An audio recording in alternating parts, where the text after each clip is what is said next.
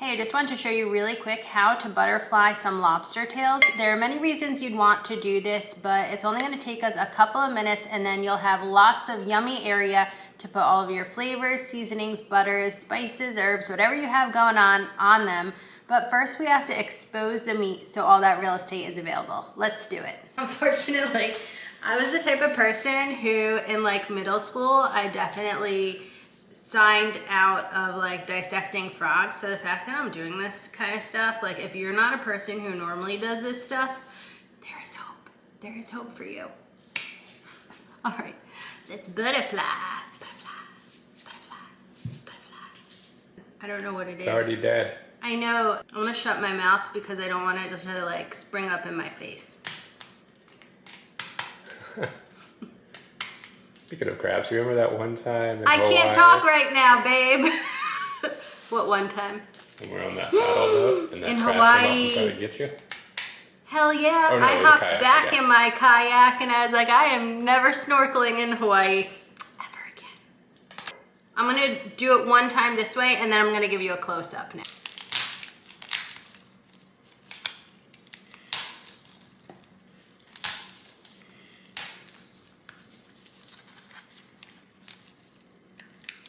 So let's walk through this because it does go by pretty quickly. What you do is you slice down the back of the lobster tail with some really sharp kitchen shears, and there will probably be some pieces that crack off. You're gonna get those later when you wash the lobster tail. So at this point, once it's down the back is sliced open, flip it over and crack the bone pieces there.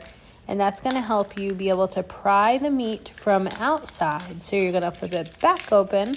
You're going to pull apart what you just cut apart.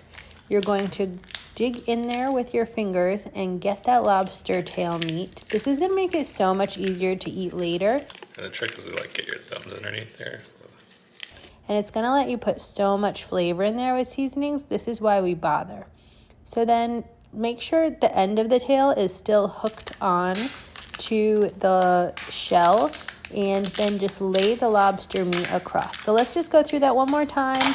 You'll be a pro by the time you do a couple of these. It's really not difficult at all. So you cut down the lobster tail, flipped it over, use your thumbs to push down to help it move so it's not so stiff. Flip it back pull apart the shell, dig in there with your thumbs and get the meat out, but leave the end of the lobster tail meat still intact with the shell to hold it on. And then close up the shell as best you can and lay the lobster tail meat on top beautifully. If it's nice and flat, it's going to cook up a lot better. Give the lobster tails a rinse because some little pieces of shell could have popped off. It might be a little bit dirty. So give them a rinse, pat them dry, and then they're ready to grill or bake in the oven or handle up on the griddle. Very soon I'll be posting a griddled lobster tails recipe. So stay tuned on the SipBiteGo YouTube channel for more. Cheers!